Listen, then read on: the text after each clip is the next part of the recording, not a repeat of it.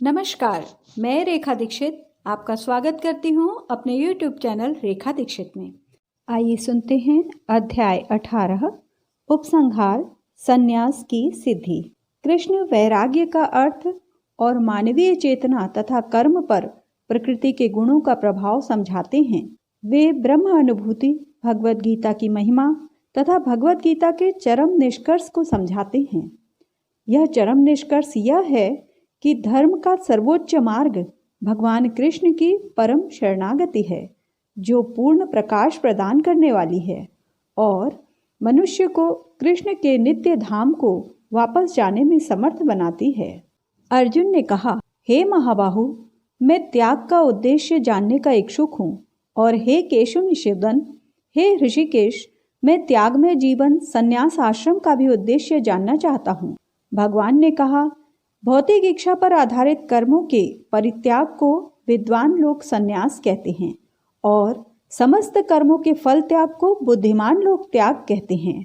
कुछ विद्वान घोषित करते हैं कि समस्त प्रकार के सकाम कर्मों को दोषपूर्ण समझकर त्याग देना चाहिए, किंतु अन्य विद्वान मानते हैं कि यज्ञ, दान तथा तपस्या के कर्मों को कभी नहीं त्यागना चाहिए। हे भरत श्रेष्ठ, अब त्याग के विषय में मेरा निर्णय सुनो। हे नरशार्दुल, शास्त्रों में त्याग 3 तरह का बताया गया है।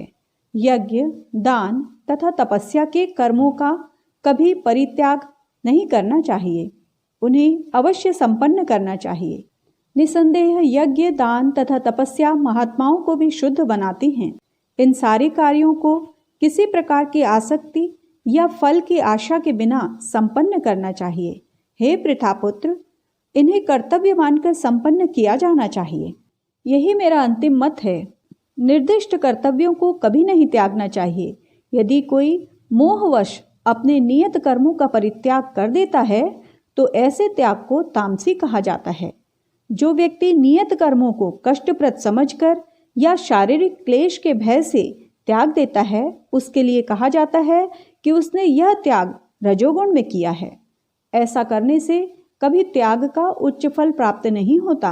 हे अर्जुन, जब मनुष्य नियत कर्तव्य को करणीय मानकर करता है और समस्त भौतिक संगति तथा फल की आसक्ति को त्याग देता है तो उसका त्याग सात्विक कहलाता है।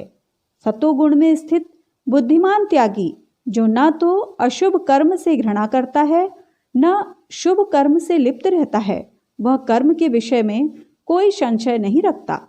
निसंदेह किसी भी देहधारी प्राणी के लिए समस्त कर्मों का परित्याग कर पाना असंभव है, लेकिन जो कर्म फल का परित्याग करता है वह वास्तव में त्यागी कहलाता है। जो त्यागी नहीं है उसके लिए इच्छित, अनिच्छित तथा मिश्रित ये 3 प्रकार के कर्म फल मृत्यु के बाद मिलते हैं, लेकिन जो सन्यासी हैं उन्हें ऐसे फल का सुख दुख नहीं भोगना पड़ता। हे महाबाहु अर्जुन, वेदांत के अनुसार समस्त कर्म की पूर्ति के लिए 5 कारण हैं। अब तुम इन्हें मुझसे सुनो। कर्म का स्थान शरीर, कर्ता, विभिन्न इंद्रियां, अनेक प्रकार की चेष्टाएं तथा परमात्मा, ये 5 कर्म के कारण हैं। मनुष्य अपने शरीर, मन या वाणी से जो भी उचित या अनुचित कर्म करता है वह इन 5 कारणों के फलस्वरूप होता है। अतएव इन 5 कारणों को न मानकर अपने आप को ही एकमात्र कर्ता मानता है, वह निश्चय ही बहुत बुद्धिमान नहीं होता और वस्तुओं को सही रूप में नहीं देख सकता। जो मिथ्या अहंकार से प्रेरित नहीं है, जिसकी बुद्धि बंधी नहीं है, वह इस संसार में मनुष्यों को मारता हुआ भी नहीं मारता, न ही वह अपने कर्मों से बंधा होता है। ज्ञान, ज्ञेय तथा ज्ञाता, ये तीनों कर्म को प्रेरणा देने वाले कारण हैं। इंद्रियां, कर्म तथा कर्ता, ये 3 कर्म के संगठक हैं। प्रकृति के 3 गुणों के अनुसार ही ज्ञान, कर्म तथा कर्ता के 3 भेद हैं। अब तुम मुझसे इन्हें सुनो। जिस ज्ञान से अनंत रूपों में विभक्त सारे जीवों में एक ही अविभक्त आध्यात्मिक प्रकृति देखी जाती है, उसे ही तुम सात्विक जानो। जिस ज्ञान से कोई मनुष्य विभिन्न शरीरों में भिन्न भिन्न प्रकार का जीव देखता है, उसे तुम राजसी जानो। और वह ज्ञान जिससे मनुष्य किसी एक प्रकार के कार्य को जो अति तुच्छ है सब कुछ मानकर सत्य को जाने बिना उसमें लिप्त रहता है, तामसी कहा जाता है। जो कर्म नियमित है और जो आसक्ति, राग या द्वेष से रहित कर्मफल की चाह के बिना किया जाता है वह सात्विक कहलाता है। लेकिन जो कार्य अपनी इच्छा पूर्ति के निमित्त प्रयास पूर्वक एवं मिथ्या अहंकार के भाव से किया जाता है वह रजोगुणी कहा जाता है। जो कर्म मोहवश शास्त्रीय आदेशों की अवहेलना करके तथा भावी बंधन की परवाह किए बिना या हिंसा अथवा अन्यों को दुख पहुंचाने के लिए किया जाता है वह तामसी कहलाता है।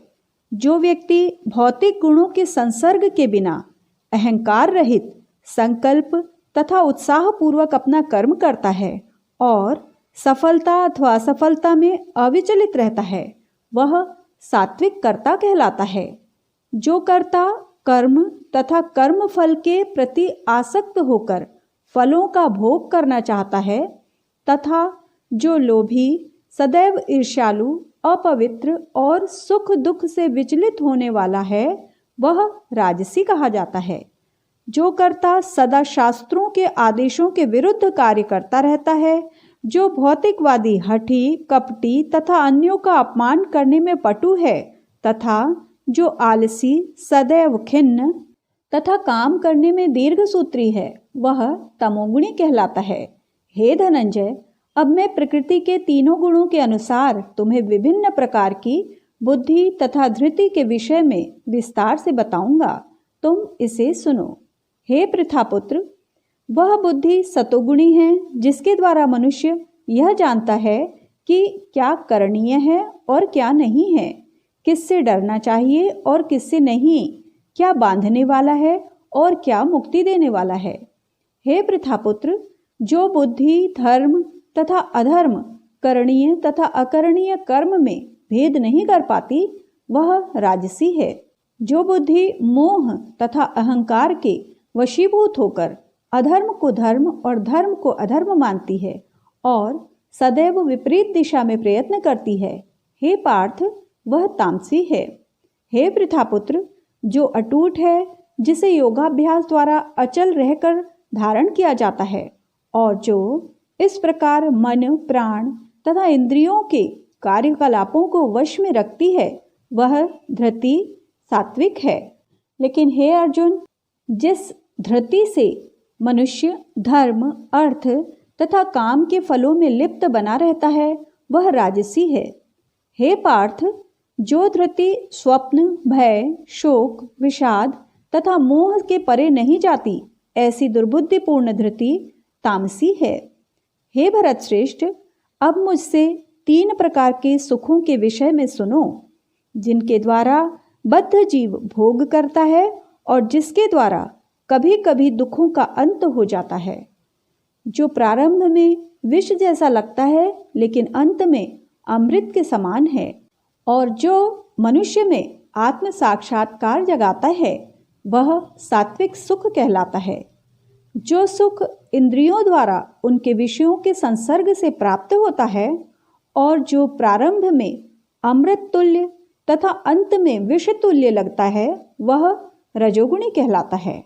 तथा जो सुख आत्म साक्षात्कार के प्रति अंधा है, जो प्रारंभ से लेकर अंत तक मोह कारक है और जो निद्रा, आलस्य तथा मोह से उत्पन्न होता है वह तामसी कहलाता है।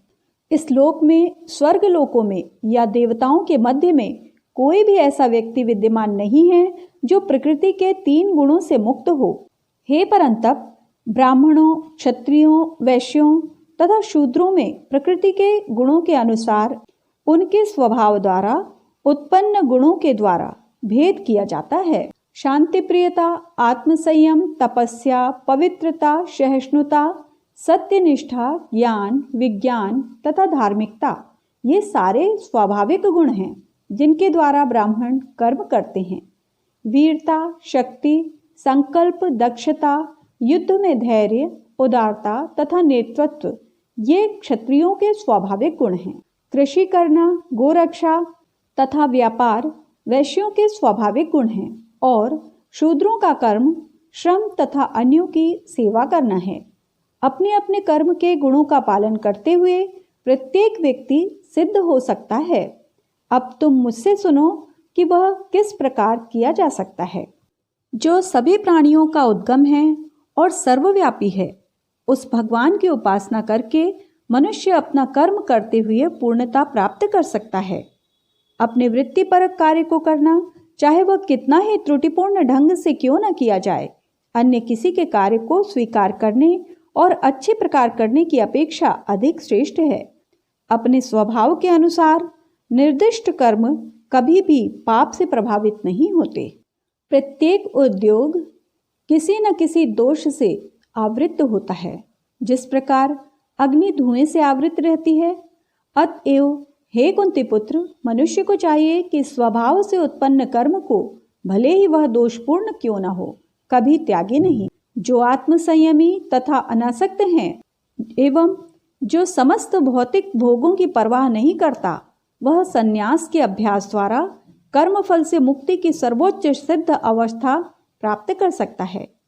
हे कुंती पुत्र, जिस प्रकार इस सिद्धि को प्राप्त हुआ व्यक्ति परम सिद्धावस्था अर्थात ब्रह्म को, जो सर्वोच्च ज्ञान की अवस्था है, प्राप्त करता है, उसका मैं संक्षेप में तुमसे वर्णन करूंगा, उसे तुम जानो।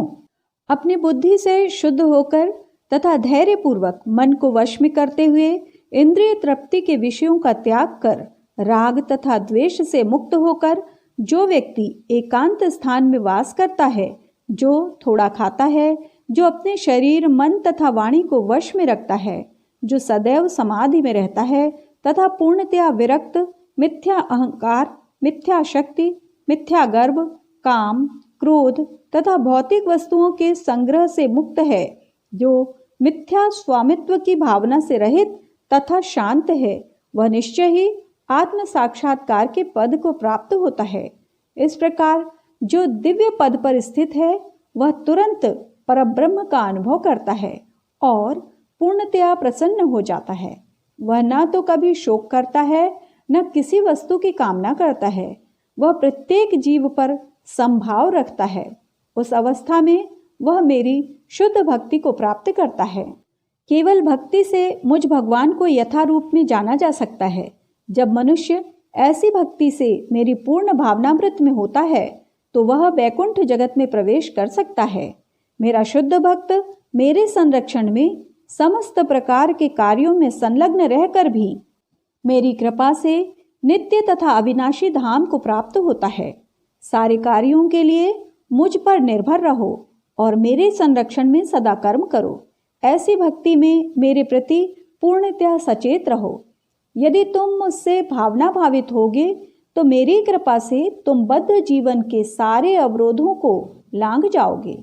लेकिन यदि तुम मिथ्या अहंकारवश ऐसी चेतना में कर्म नहीं करोगे और मेरी बात नहीं सुनोगे, तो तुम विनष्ट हो जाओगे। यदि तुम मेरे निर्देशानुसार कर्म नहीं करते और युद्ध में प्रवृत्त नहीं होते हो, तो तुम कुमार्ग पर जाओगे। तुम्हें अपने स्वभाववश युद्ध में लगना होगा। इस समय तुम मोहवश मेरे निर्देशानुसार कर्म करने से मना कर रहे हो। लेकिन हे कुंती पुत्र, तुम अपने ही स्वभाव से उत्पन्न कर्म द्वारा बाध्य होकर वही सब करोगे। हे अर्जुन, परमेश्वर प्रत्येक जीव के हृदय में स्थित है और भौतिक शक्ति से निर्मित यंत्र में सवार की भांति बैठे समस्त जीवों को अपनी माया से घुमा रहे हैं। हे भारत, सब प्रकार से उसी की शरण में जाओ। उसकी कृपा से तुम परम शांति को तथा परम नित्य धाम को प्राप्त करोगे। इस प्रकार मैंने तुम्हें गुह्यतर ज्ञान बतला दिया। इस पर पूरी तरह से मनन करो और तब जो चाहो सो करो।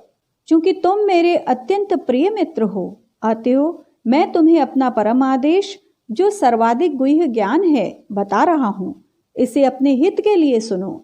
सदैव मेरा चिंतन करो, मेरे भक्त बनो, मेरी पूजा करो और मुझे नमस्कार करो। इस प्रकार तुम निश्चित रूप से मेरे पास आओगे। मैं तुम्हें वचन देता हूँ, क्योंकि तुम मेरे परम प्रिय मित्र हो। समस्त प्रकार के धर्मों का परित्याग करो और मेरी शरण में आओ। मैं समस्त पापों से तुम्हारा उद्धार कर दूंगा, डरो मत। यह गुह्य ज्ञान उनको कभी भी न बताया जाए जो न तो संयमी हैं, न एकनिष्ठ, न भक्ति में रत हैं, न ही उसे जो मुझसे द्वेष करता हो। जो व्यक्ति भक्तों को यह परम रहस्य बताता है वह शुद्ध भक्ति को प्राप्त करेगा और अंत में वह मेरे पास वापस आएगा। इस संसार में उसके अपेक्षा कोई अन्य सेवक न तो मुझे अधिक प्रिय है और न कभी होगा। और मैं घोषित करता हूँ कि जो हमारे इस पवित्र संवाद का अध्ययन करता है वह अपनी बुद्धि से मेरी पूजा करता है, और जो श्रद्धा समेत तथा द्वेष रहित होकर इसे सुनता है वह सारे पापों से मुक्त हो जाता है और उन शुभ लोकों को प्राप्त होता है जहाँ पुण्यात्माएं निवास करती हैं। हे पृथापुत्र, हे धनंजय, क्या तुमने इसे एकाग्र चित्त होकर सुना? और क्या अब तुम्हारा अज्ञान तथा मोह दूर हो गया है? अर्जुन ने कहा, हे कृष्ण, हे अच्युत, अब मेरा मोह दूर हो गया। आपके अनुग्रह से मुझे मेरी स्मरण शक्ति वापस मिल गई। अब मैं संशय रहित तथा दृढ़ हूँ और आपके आदेशानुसार कर्म करने के लिए उद्यत हूँ। संजय ने कहा, इस प्रकार मैंने कृष्ण तथा अर्जुन इन दोनों महापुरुषों की वार्ता सुनी और यह संदेश इतना अद्भुत है कि मेरे शरीर में रोमांच हो रहा है। व्यास की कृपा से मैंने ये परम गुह्य बातें साक्षात योगेश्वर कृष्ण के मुख से अर्जुन के प्रति कही जाती हुई सुनी। हे राजन, जब मैं कृष्ण तथा अर्जुन के मध्य हुई इस आश्चर्यजनक तथा पवित्र वार्ता का बारंबार स्मरण करता हूँ तो प्रतिक्षण आह्लाद से गदगद हो उठता हूँ। हे राजन, भगवान कृष्ण के अद्भुत रूप का स्मरण करते ही मैं अधिकाधिक आश्चर्यचकित होता हूँ और पुनः पुनः हर्षित होता हूँ। जहाँ योगेश्वर कृष्ण हैं और जहाँ परम धनुर्धर अर्जुन हैं, वहीं ऐश्वर्य, विजय, अलौकिक शक्ति तथा नीति भी निश्चित रूप से रहती है, ऐसा मेरा मत है। इस प्रकार श्रीमद् भागवत गीता का 18वां अध्याय संपूर्ण हुआ। जय श्री कृष्ण।